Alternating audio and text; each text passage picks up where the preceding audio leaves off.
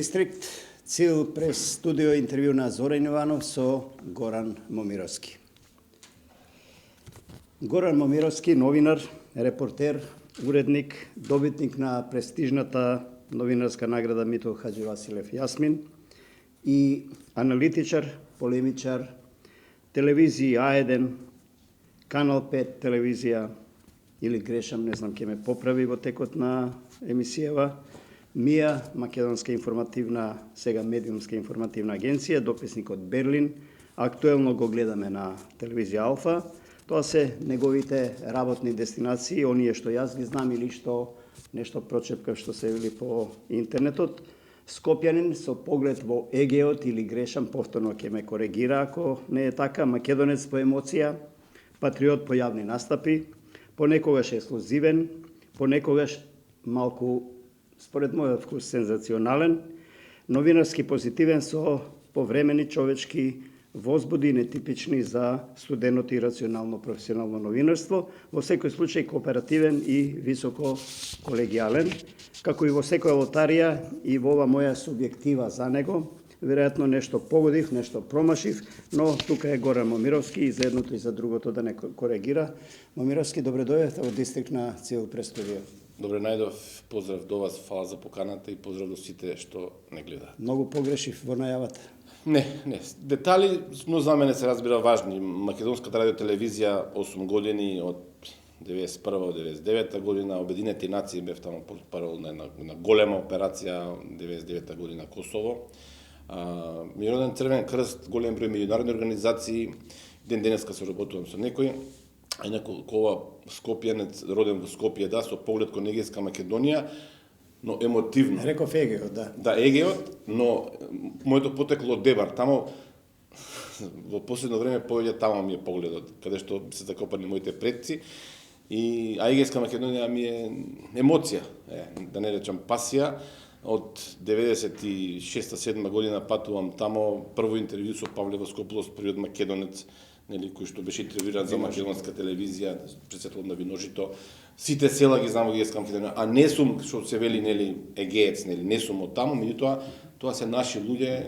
И за мене беше шок првиот пат, се да го кажам, не сум кажал никогаш. Добро, има ли македонци таму? Има, апсолутно. На кој јазик зборуваат? Тоа е нешто за што предпоставам ќе зборуваме кога ќе биде темата Преспанскиот договор.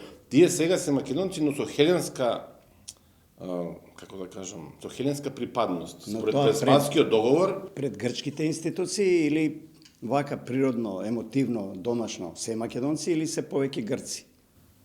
Има и такви. Не е битно, таа тема за мене воопшто и не е битна. Има и такви, нели? Има и такви кои што се мешани чувства, има некои што чувствуваат само македонци, зборам со според Преспанскиот словенска припадност, има и такви, нели, македонци грци кои што чувствуваат како хелени. А има и такви македонци кои што ние ги натеравме номинално да бидат македонци со хеленска некаква припадност, што за мене е абсурдно. Имате примерот со министерот за надворешни работи што го потпиша Преспанскиот договор, никам да ти агентата, само како доказ. Да. Тој е сега македонец со словенска припадност, а неговиот татко што е роден таму и неговите предци се македонци со хеленска припадност. Добро, но Момировски, тоа така административно ако се гледа, емотивно, секој си знае што е. Ако е македонец, е македонец. Ако се зборуваат на македонски, се зборуваат на македонски. Се согласувам. Ако се зборуваат на грчки, се зборуваат на грчки. Тоа исто може да зборуваме за Пиринска Македонија или за некои други делови во соседите со македонците. Луксембург да зборуваме. Може да зборуваме за нашите што немаат пасоши во Австралија, па се македонци, нели? Иако тврдат, нели, го променивте името, а немате пасош, темата е многу хетерогена. Емотивно, а друга работа е кога ви имате договор со кој што го регулирате тоа како ќе се чувствуваат луѓето. Преспанскиот договор прецизно дефинира дека тие луѓе од Меджитлија, од Богородица надолу, македонци да зборам сега, тие имаат хеленско потекло и тоа за мене е абсурд, што не можам да го прифатам никогаш. Но добро, еве да влеземе во емисија. Не е таа најпрецизна формулација, не е баш така.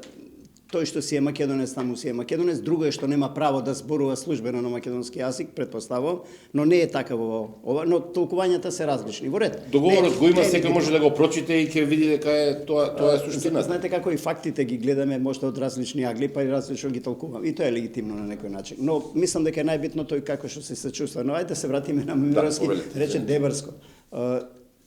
Каде се школуваше, каде растеше Горан и зошто токму новинарство? Како скокна во новинарството? Новинарството го одбрав еден филм, ти ќе се сетиш, си малце поузраст од мене, Мел Гибсон, Година на опасно живење, за состојбите во Џакарта, во Индонезија, Сукарто, падот, државен удар и така натаму. Филм го дава на МТ во петок, ми се чини дека беше 1979 година, тогаш на 8 години, и тогаш решив дека јас ќе бидам Мел Гибсон. Сега ќе ми се смеат луѓе што го кажувам, тоа е мојата лична историја. Тогаш решив да пилоти, некој еве после кога да биде новинар. И се случи после тоа, после низа настани да се запишам новинарство и еве до кај дојдовме сега. Овде во Скопје на Скопскиот факултет. На Скопскиот универзитет, да, студирав малку подолго да бидам искрен. Почнав да работам многу рано. Ајде вака најнакусо да не губиме многу време, иако фино тргна, што се вели муабетов, повеќе муабет и разговор отколку интервју, што посакувам да е така. Каде би посакал сега да се вратиш според работните обврски во МТВ, на другите места каде што работеше? Македонска, сега да кажам, кое парче од работниот век на Горан Момировски му остани во срцето најголем впечаток поради се вкупниот амбиент, веројатно и во државата и во редакцијата? Македонската радиотелевизија, заради тоа што иако и таму имаше, сега ти беше уредник едно време на радиото и Македонската телевизија беше едно време уредник, иако и таму имаше строго централизирана уредувачка политика, објективно се да зборуваме, тогаш имаше реално новинарство, имаше политички присуци, јас не ги чувствував работа во утринската програма, нели? Не добив шанса да работам на вестите, но сепак работевме сериозни работи, границата тогаш се демаркираше, одевме со колегата Оливер Бранковиќ, правевме феноменални приказни, имаше енергија која што сега ја нема. Сега ми се чини дека огромен дел од работите се извитоперени, се соочувате секојдневно со десетина различни интереси. Спомнате МТВ утринска програма. Дали некој тогаш од уредниците ви правеше рестрикција кого да викате, кого да не викате? Имаше ли Иван Андреевски беше уредник, за мене човек кој што ми покажал многу работи во животот, бунтовник. Ние во новинарството имавме периоди кога и во плурализмот и во демократијата, ако можеме така да не речеме, нели имаше разно притисоци, селекции на новинари, но има и ден денеска. Апсолутно. Но сепак јас мислам дека секој лично мора да се избори за својот статус и за својата слобода. Тука не може системот да ви го наметне тоа. Има еден пример, ме потсети пред неколку дена еден колега пријател, и ти кога беше во Канал 5, нели Канал 5 тогаш важеше за режимска телевизија, јавно побарав на веститот, зборувам се 2011 година, мислам дека беше, имаше некој настан се не ми текна точно што беше. Не разбрав кој бил во Канал 5, вие кога? Јас бев на вести на Канал 5, јавно побарав оставка од владата на Никола Груевски, министерката Канчевска тогаш, и тогаш се случи еден шок, колегите ме гледаат што се случува. А тоа мислам дека беше кражба на... Не знам дали сме ние новинарите надлежни да бараме оставки на таков начин директно преку медиум каде што работиме. Тоа што го спомена на почетокот дека многу често емотивно ги доживувам работи, така и реагирам. Тогаш мислам дека беше кражба на 1100 икони од Западна Македонија. Во тој дел на емоцијата кај Горан Момировски забележувам колку што можам да фатам по телевизија, не е нешто променето многу. До хормоните, до емоциите, до се по нешто, до карактерот. Знаете, никој од нас не е супермен да си контролира емоциите. Па ниту се обидувам да бидам искрен. Зошто да не кажам тоа што го мислам реално и да го почувствувам и да го кажам пред јавноста тоа што го чувствувам. Сигурно тоа е слобода и тоа е демократија. Туку А1 беше на времето, нели, после МРТ бренд некаков на новиот ветер журналистички. А не некаков најголем бренд, новинарски, телевизиски, А1 е најголем Добро, бренд. имаше периоди кога и во тој период МТВ ја тепаше, условно да речеме вака колегијално А1 по некој позиција. До 2001. Но за тоа може да отвараме дебати во некои други околности. Кога дневникот на МТВ поради некои други околности беше погледан дури од А1 или најголем, но се менуваат работите. Сакам да кажам што Горан Момировски тогаш во А1 научи и што сака да си го задржи секогаш како една убава новинарска, еден убав новинарски постол, а што сака да заборави од делот на новинарскиот занет, сакам да кажам, на редакцијата на уредувачката политика, не е за карактерите на луѓето. Знаете како јас во еден дојдов за 300 евра плата од место каде што заработував 1700-800, не знам колку беше. Така, каде што спомнавте, бевте портпарол на УНЦХР? УНХЦР во Скопје и цел регион тука беше, нели, се Значи, одлична позиција, можев таму да заминам во странство, можев да останам во јас се решив да се вратам во Ајден, да новинарство да работам, заради тоа што немаше веќе предизвик. Во Ајден научив стварно многу работи, вистина многу работи, една фантастична екипа новинари на едно место, како што до сега не се случило. Има и лоши работи, да не се лажеме. Сега ние можеме да глорифицираме нешто и јас навистина го почитувам Ајден и тоа имаше и лоши работи кои што ги гледавме таму, не реагиравме. Но тоа што јас го научив е да бидам свој. И тоа вчера на емисија на Канал 5 на Само вистина го кажав, кога беше најголемиот режим на ВМРО нели овде, јас излегов и бев второ потпишан на протестот за Кежаровски пред кривичниот совет во Скопје, суд во Скопје.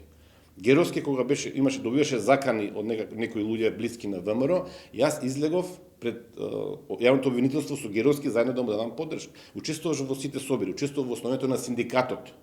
Значи, тоа е тоа што мене сега ми дава право и да зборувам повеќе што треба и да бидам емотивен, односно да бидам тоа што сум го научил во Ајден и претходно во МРТВ, не само Ајден, да се биде свој човек. Јас се разбира, имам свој погледи на животот, ако сакате и политички, идеолошки, меѓутоа гледам да не сам штета на никој човек кој што не е на јавна функција. Гојмо Мировски, па токму и затоа сте покрај другото и во дистрикт. Но, да, благодарам. Моето прашање сега е, поминавте значи од репортер до уредник на редакција, да раководите со емисии, да менаџирате карактери нели во редакција и така натаму. Кој период ви е вака? Ви остава најдобар впечаток? Би се вратиле да бидете онака репортер, да си има други уредници, глава да не боли, или тешко е вака со... Добро, ти си Зоки одамна излезен од репортерство, не знам дали воопшто си бил некој репортер? Драмска пауза, мислам дека не си бил. Млаци па не памтиш, да. Веројатно, добро. Моите извештаи од немирите од Косово, од Босна, од тие премрежи од Куршуми како летај, но не сум ја тема на емисија во други. Друго сакам да кажам. Цел живот сум бил прво репортер. Дека репортерството е вистинското новинарство. Ние ова сега што го правиме овде, коментираме, анализираме, нели?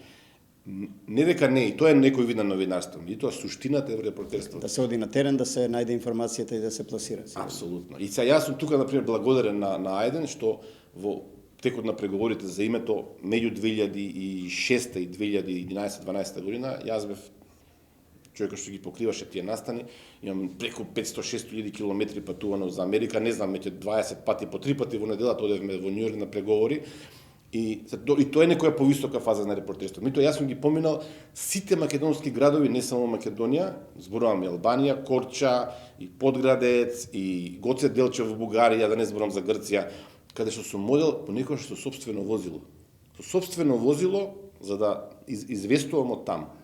И тоа е нешто што сега... Така ме посети, ќе морам некојаш јас да изгледа да се представам вака од другата страна. Јас возев едно жолто фичо и повеќе службено користеше по репортерските настани отколку... И ти благодарам за прилика што ме прашуваш, тоа што вакви разговори до сега сум немал. Многу потешки, очекувам дека ќе бидат потешки до крај на емисија. Па не, мислам да бидат нонстоп до крајот релаксирани, но еве, ајде да почнеме со... Не, во ред е, да почнеме со таа граница. Например, каде Горан Момировски ја гледа, условно е, пак ќе речам, границата меѓу професионалното и политичкото новинарство.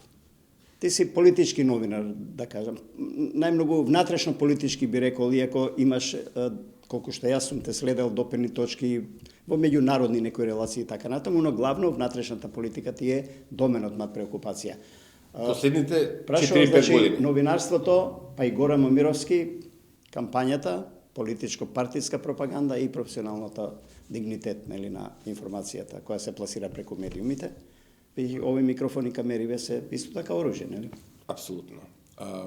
Реков и предходно, јас имам своји ставови и политички и идеолошки, ако сакате, национални ставови си имам, нели, како и сите ние впрочем.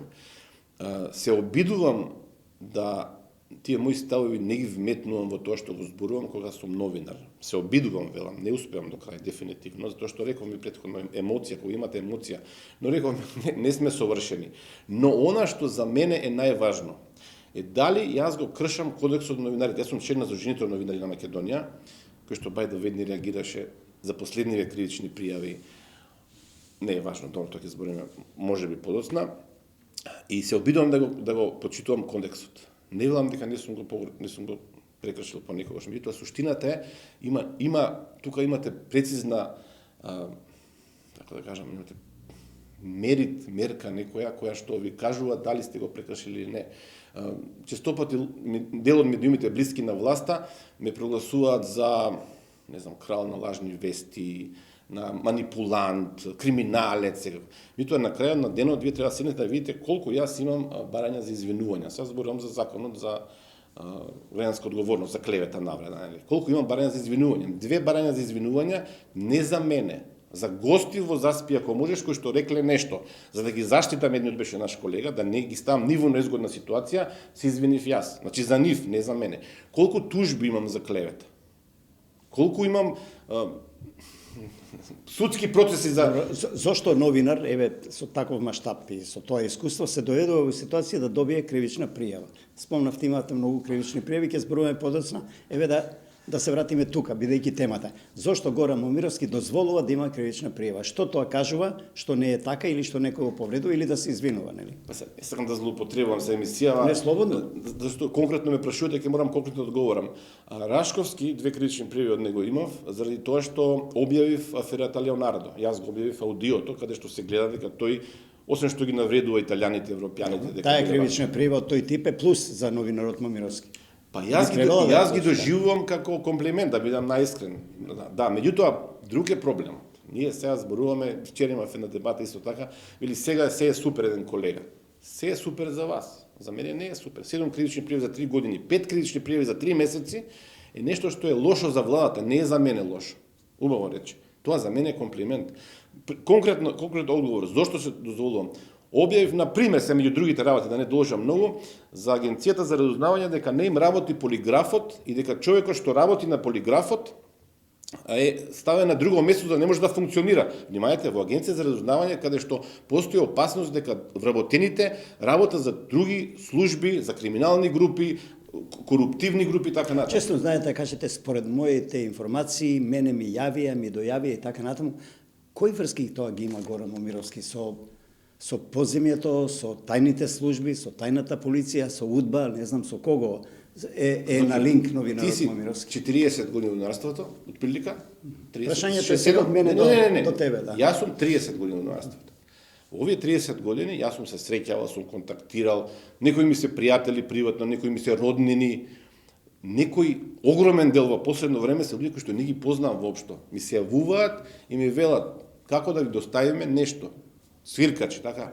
И не сакам да ги знам заради тоа што не сакам да ги ставам во опасност. Добро, дека ги знаеш сигурно, но не прашувам кои се тамара. Најголем дел ги знам, но има и такви кои што не ги знам, сега не може да докажам. Прашањето ми е како новинар, не ли си љубопитен до крај да го мотивираш изворот, тој да настапи, тој да каже, тој да сведочи, малку да разобличиме таа конституција на тие, како да речам, политичко-партиски подземја, да го направиме општеството транспарентно. Прво, суштината на информацијата што јас ќе пласирам, што велите ви од мои информации, е дека таа не е демантирана, не е демантирана ниту една информација што сум ја објавил на ваков начин. Затоа што да бидеме прецизни, најголем дел информациите ми се од извор, но има и 25-30%, не знам, кои што се од такви информации, можеби 15, не може да бројам. Но суштината дека нема демант, еве конкретниот пример, дека во Агенцијата за разузнавање нема полиграф, не функционира, човекот не е демантиран од Агенцијата за разузнавање, од председателот Пендановски. Добро, ја не знам, треба ли да има полиграф или не мора да има во таа агенција? Јас зборувам за закон, зоки емисијата заради која што ние добивме 2 кривични пријави, 3 кривични пријави. Чекајте, полиграфот се користи во обвинителство, колку што мене ми е познато. Треба не се едно, ма што бара таму полиграф, кого да испрашува дали лаже или не лаже. Тоа не ми е јасно, но вработените пред законот, ама законот е прецизен законот. Во законот стои дека тие треба да таму во таа институција или во друга институција се проверени за да влезат во таа институција. Во таа институција таму е специфичен пристап до извори. Тоа значи таа самата си се проверува себе. Тоа ми е малку нелогично, но еве не го знам законот. Таму има таен буџет, кој што јас го кажав. Добро, нормално како секоја тајна полиција претпоставам, да. Јас го кажам, и проблемот е што ние не знаеме каде отишле тие пари. Тој што ви го кажал сумата на тајниот буџет, тој е патриот или не е патриот? Зошто на Горан Момировски на медиум му кажува колкав е буџетот на тајната на веднаш ќе ви кажам. Тоа го дознаваат јавно кога Горан ќе соопшти сите други служби. Кому служи таа агенција и кому служи Горан на не знаат службите колку има, мислите дека не знаат службите? Проблемот е друг. Не знам дали. Тие пари потрошени, нема да ги споменам сега. Каде се потрошени? дали се потрошени за лични, приватни цели, корупција или се за операциите на агенцијата. Моите информации се дека се голем дел потрошени за приватни цели. Таму каде што треба институцијата сама да се контролира, не се контролира. И сега веројатно и нема конкретен кој да одговор на контролира. тоа што го зборувате вие. Кога јас ќе дојдам, ќе дадам извештај пред агенцијата, ако не поминам на полиграф, кај сум ги потрошил парите, сум ги дал на извор во еди кој си, не е важно каде. Тогаш вие немате механизам како да го проверите, таму работат со специфични луѓе. Значи тие се тајни агенти, да речеме, тајни извори. И ако јас немам полиграф да поминам да се види дека не лажам, ја можам потрошам 300.000 од 500.000 буџет на пример и никој да не ме Тоа фати. беше ВМРО ДПМН сега, ова ВМРО ДПМН на власт. Горан Момировски ќе истражуваше ваква страст или малку ќе ретерираше? Добро ќе даеше прашање, шанса? добро прашање. Преска кажав дека побарав оставка Хипотетичко од е владата. прашањето, ќе видиме за тоа потоа, нели? Така е, но треба да се сетиме малку и на назад што се случуваше. Кога имаше обид од Сашо Мијалков на времето да ги спои сите, се збориме за тајните служби. Значи, Агенција за разузнавање, Војната агенција за разузнавање, Агенција за национална безбедност сега претходно. Јас бев тој кој што јавно зборуваше дека тоа не сме да се случи. И истражував и го објавив тоа дека го кажав на емисија и во Канал 5 на емисија и правев за тоа емисија дека тоа не сме да се случи, заради тоа што се концентрира моќта, че зборуваме сега во ситуација кога или еве да ви кажам друг пример. Нешковски во Алфа го објавив, не знам ли тие беше тогаш тука, во Канал 5 бев јас тука. Јас сум тој што го објави Мартин Нешковски дека беше убиен дента по изборите, бев уредник на вестите. Мои колеги, за жал што многу ги почитувам, се уплашија, не објавија таа вест. Јас бев тој што ја објави. Мислам дека се доволни овие два примери. Инаку се согласувам, можеби сега малку пожестоко реагирам од претходно.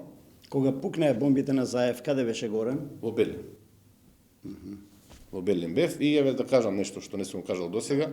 И јас бев оценуван да запрам и можеби мојата емоција сегашна се должи на тоа. Јас бев оценуван дека ќе бидат објавени работи за мене што сум ги зборил по телефон. И јас Има причина да се плаши Горан од апсолутно нешто? не. Па нека ги Тоа објават што го овие правам, значи тоа што го правам е доказ дека немала никаква причина. Проектот Заспи, ако можеш, предпоставаме твој проект, твоја идеја и твој наслов. Ми се допаѓа насловот само, генерално, а тука и таму и уште многу други работи понекогаш, кога гледам, нели, внатре. Некои работи не ми се допаѓаат од новинарски аспект, но тоа е моја субјективно, нели, публиката е таа што треба да цени. И прифаќам дека не се допаѓа тоа, природно. Ме интересира каков е амбиентот во студио кога е со колегата, двајца колеги со идентични идеолошки матрици или актуелни политички ставови, идентични, и ќе се повика гостин со исто така, нели, од таа провиненција.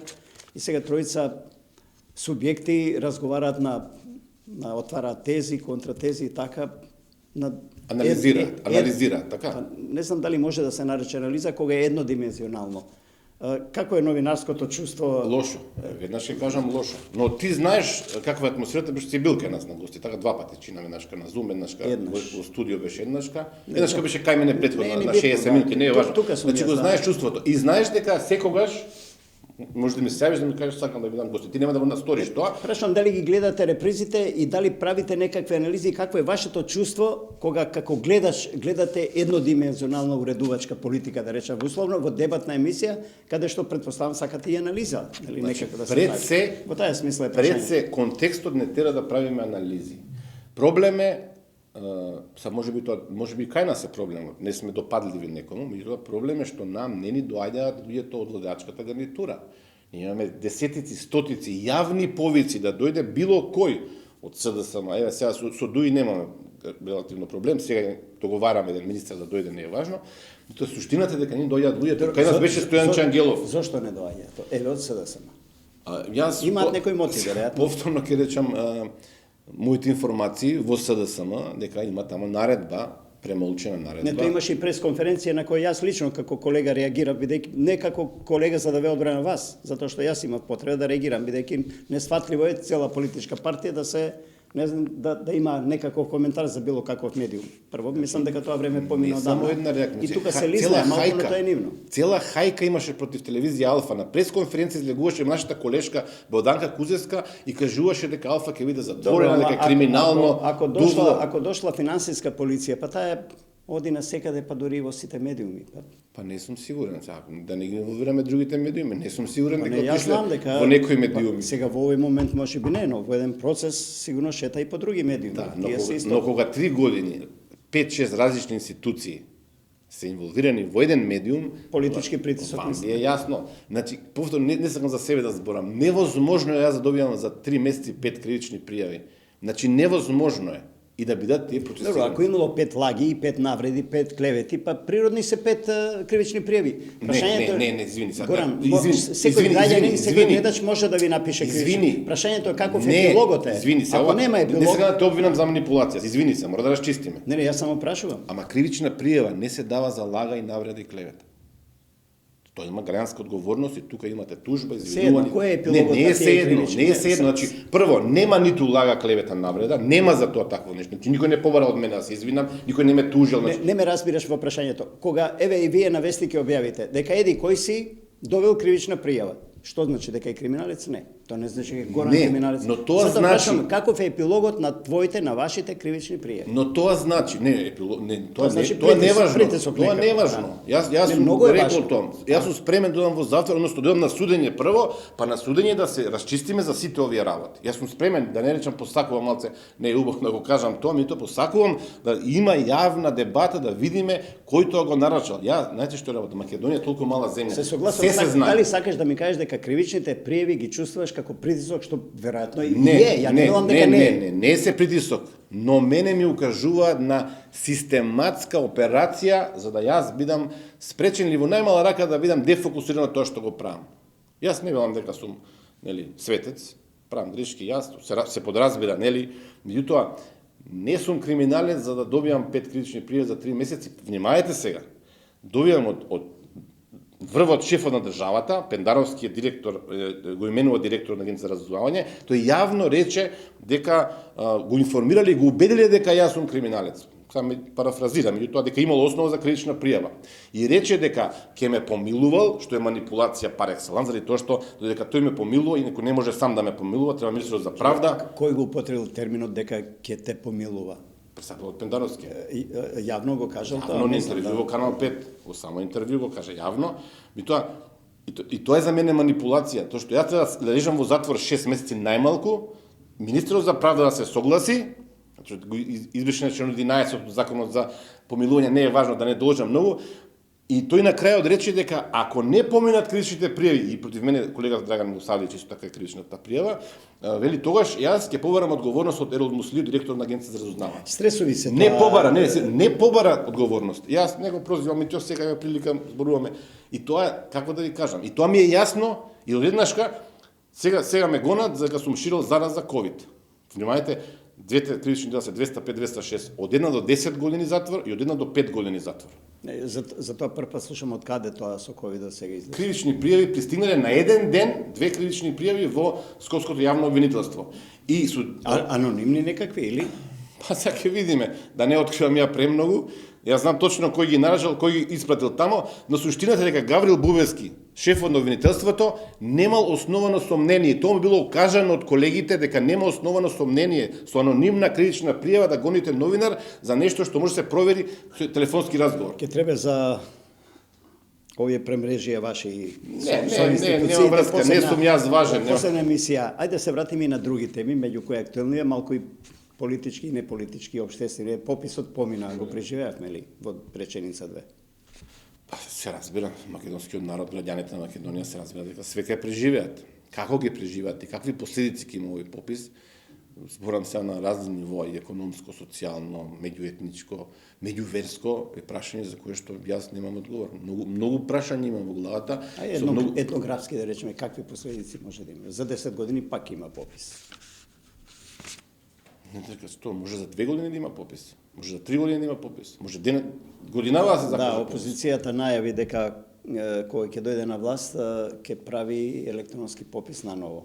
Но имаше обструкции пописот, бојкот имаше за нашите иселеници. Овде ковид, мовид, мерки, не отварајте врата, разни акции.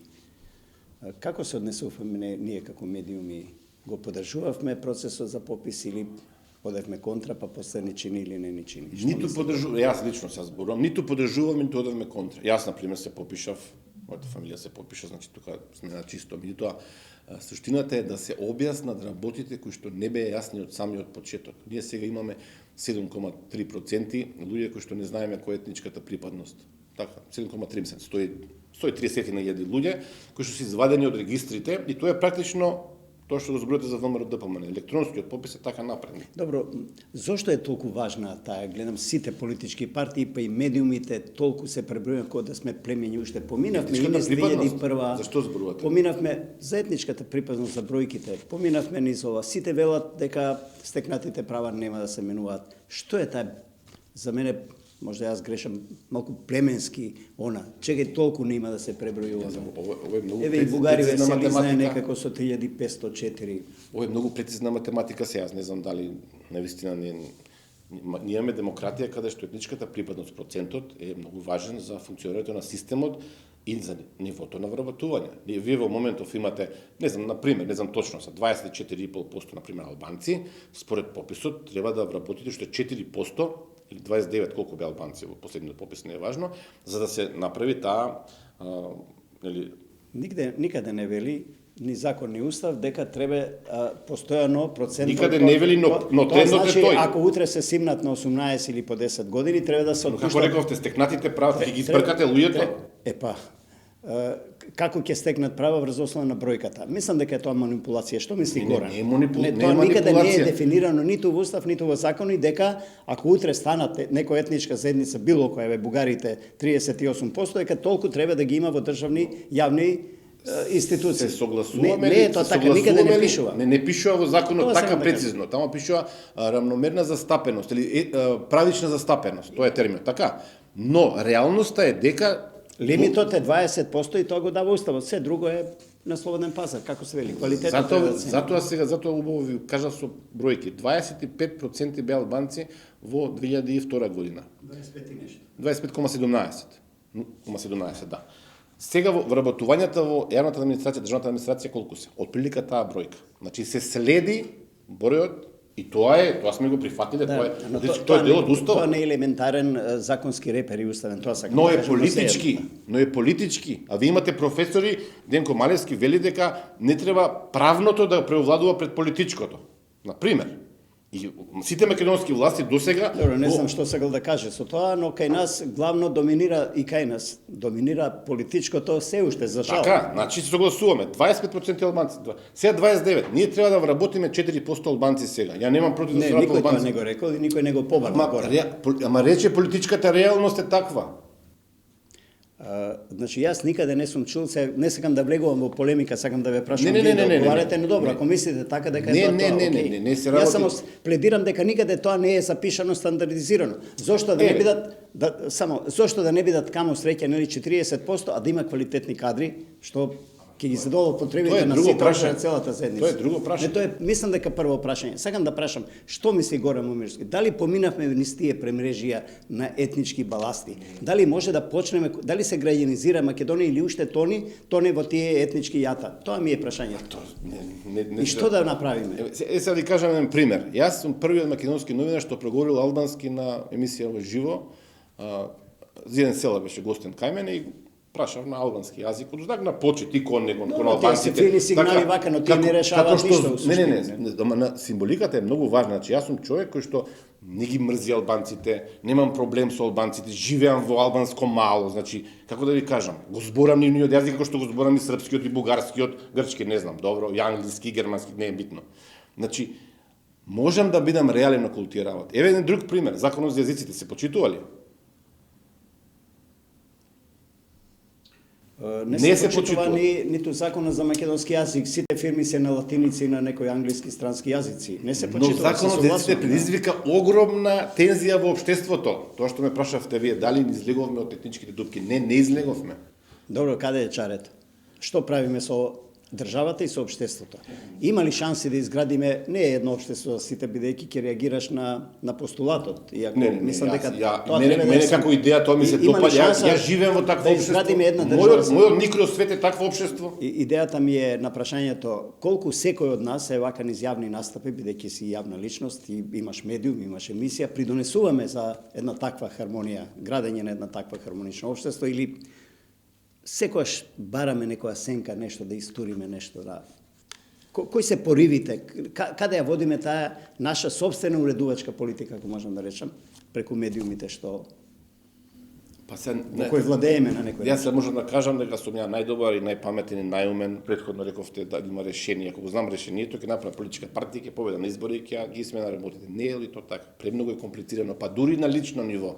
Но има некои други параметри кои што може да ви покажат како вие функционирате во тој систем, дали долевате масло или така. Тоа ми е тезата и темата, не сакав јас тоа да го спомнам, вие го спомнате. Горан Момировски, доливате ли понекогаш масло, сте се почувствували, кој рекол, дали ги гледате и репризите некогаш на вашите настапи? Дали понекогаш сте почувствували дека долевате масло, дека има и друг агол и друг начин на дискурс? Добре, ја не можам да ги знам сите агли, да ги застапам сите агли. За Горан Момировски. Ги застапувам моите агли и тој мој микросвет. Значи јас сега или да не зборам сега лично колку луѓе или на анкетите во една општина која е доминантно албанска, колку луѓе го спомнале Горан Момировски како човек кој што е позитивна конотација. Значи, сега не ќе да откривам се работи за организација меѓународна, не е важно, анкета, така натаму. Но има поинаков параметар. Видете колкав број на луѓето што ја гледат заспи ако можеш се албанци, или на пример Експрес МК каде што пишувам колумни и соработувам, колку луѓе се албанци, колку луѓе коментираат.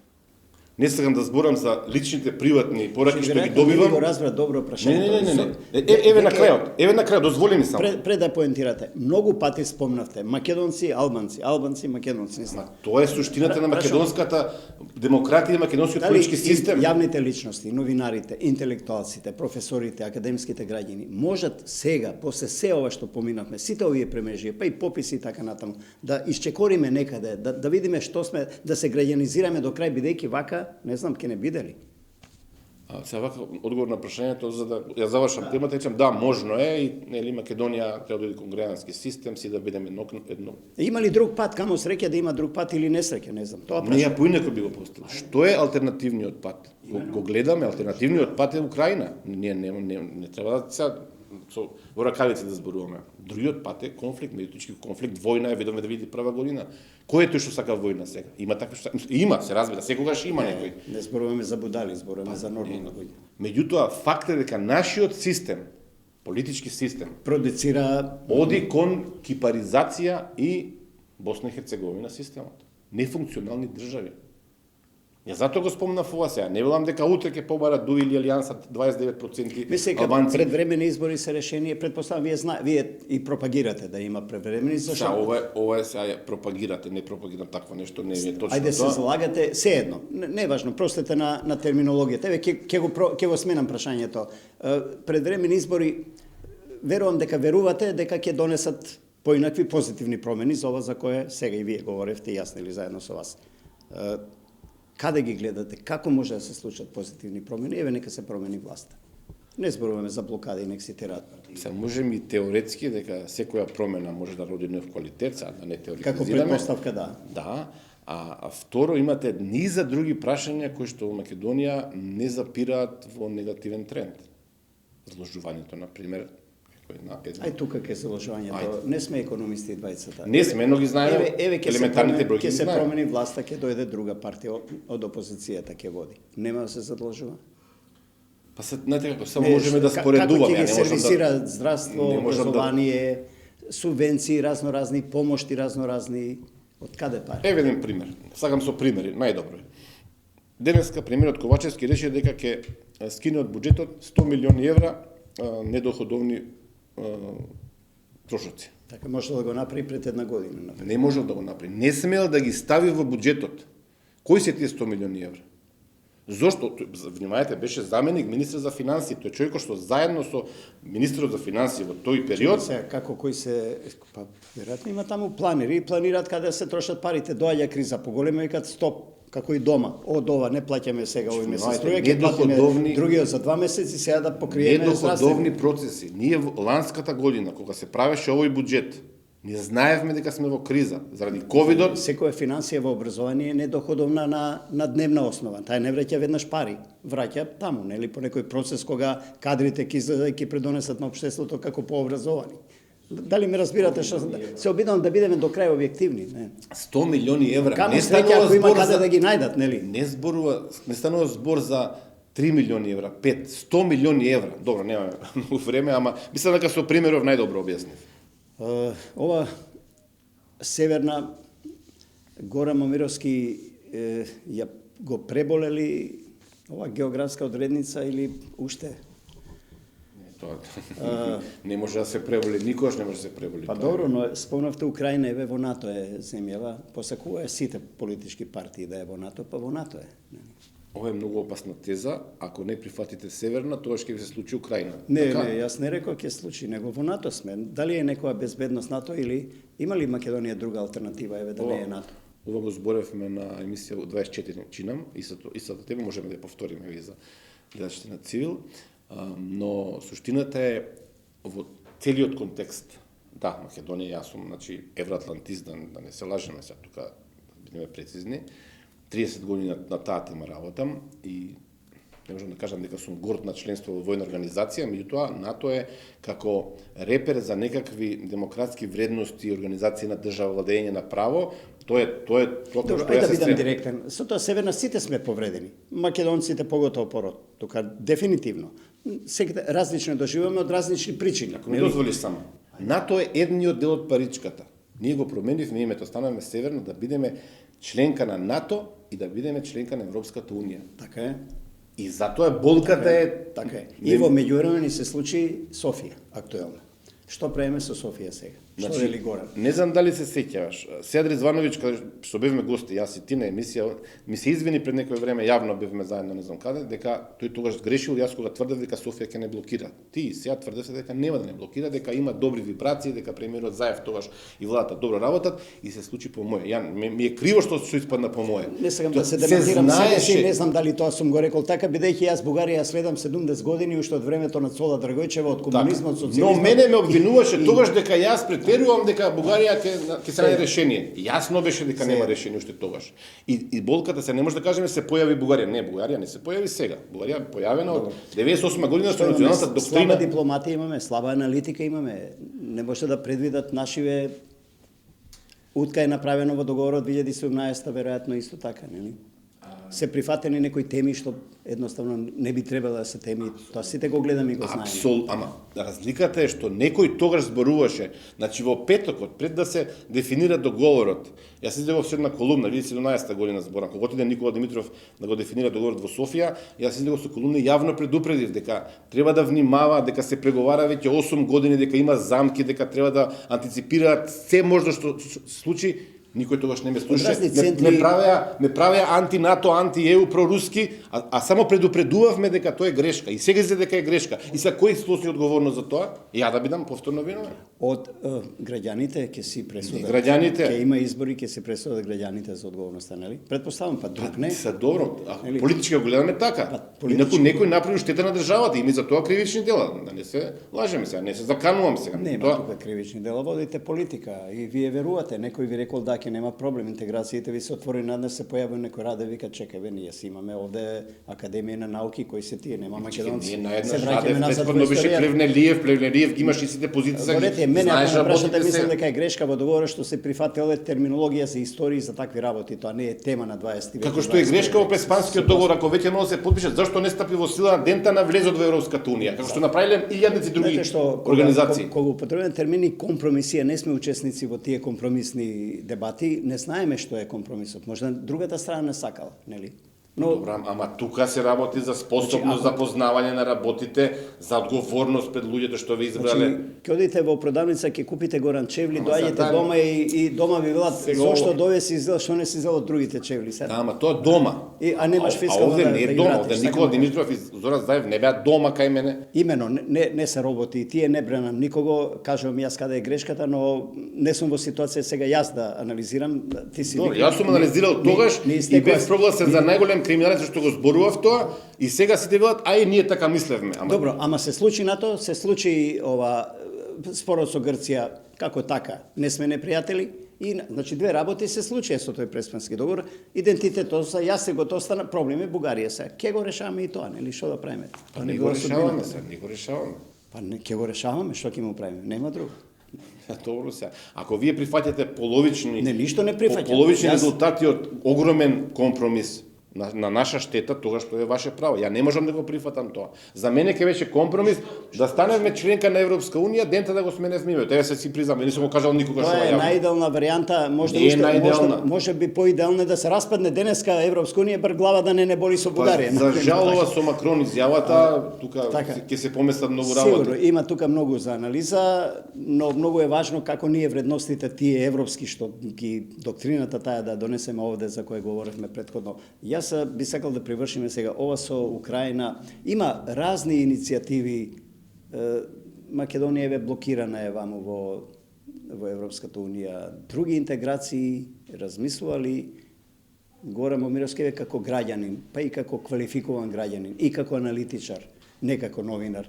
Можело и Македонија, има ли друга шанса, друга перспектива некаква? Ако зборувате Или можеме за сами? Ако зборувате за Русија и за Кина, ни географски, ни политички, ни регионално. А има ли друг? Значи имаме Европска унија, имаме Русија, Кина, нешто Бразил таму, или сами? Затоа ве велам, вие БРИКС ги спомнавте, нели, групата.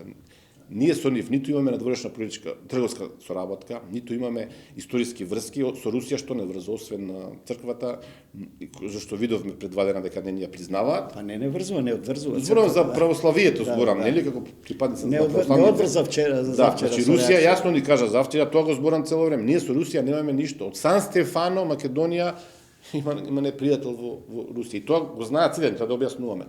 Кина е нели, огромна држава со огромни потенцијали, кои што сака да пенетрира низ Македонија.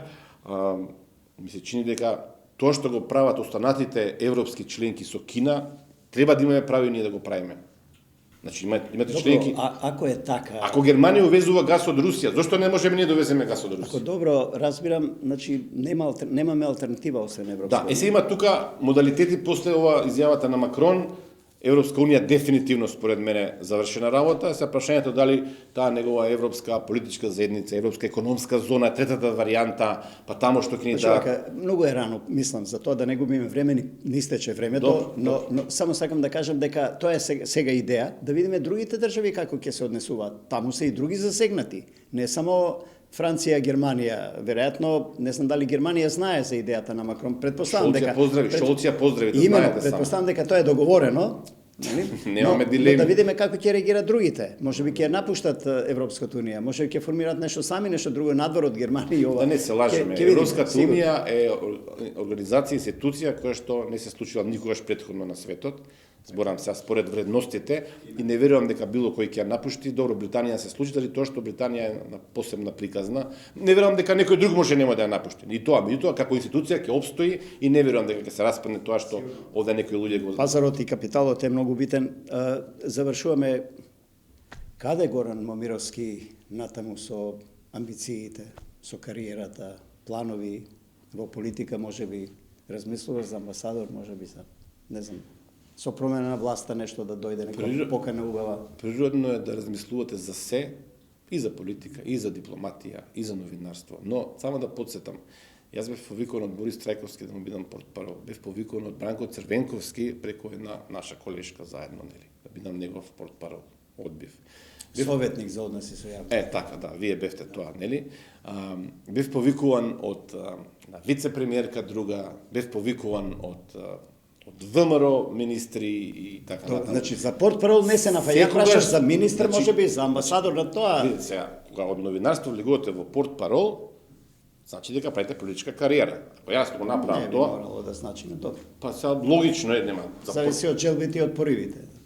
Па нема, ако влезете во политика, сега јас сум сам на себе портпарол. Не мора да е политика. Сум бил 2 пати, па знам дека не сум имал пориви да останам во политика, пошто сум видел кој амбиент е, но тоа е индивидуално и субјективно, нели? Не сеќам, вие бевте, сега вие, беше Седно, бивши министер за информација или не беше? никогаш не сум беше. бил тоа. Портпарол на владата, во првата влада, така беше, да. Значи не е важно. Сега да кажам, ако се менува ово што го Не, работам не е тоа сега, политика, не е влегување во партија, не е политика, но се едно, не е важно. добро, Вие сте темата горе. Да, јас сум, да.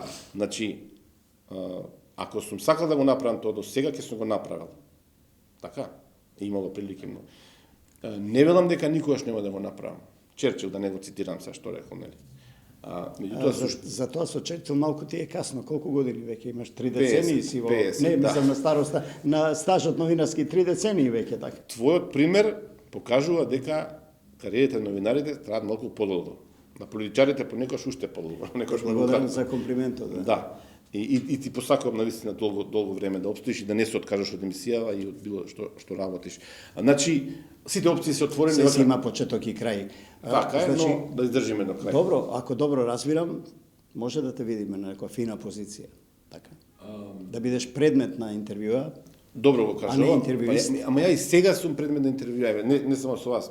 Колегите ме повикуваат на едно на друго, на дебати, јавни расправи, на телевизии, значи и сега го имам Добро, тоа. но кога велам предмет на интервјуа со одговорности, со задолженија општествени државни во таа смисла. Мислам дека тоа нема да се случи, да дефинираме, заради тоа што мислам дека сум покорисен вака од страна да чепкам, да реагирам, отколку да бидам на некоја фина велишовите позиција, каде што ќе бидете заробени од прангите на политиката, на партиите, на институциите. Мислам дека нема да се случи тоа, за крај. Благодарам за интервјуто. Дистрикт, Цивил прес студио, Горан Момировски, ви благодарам.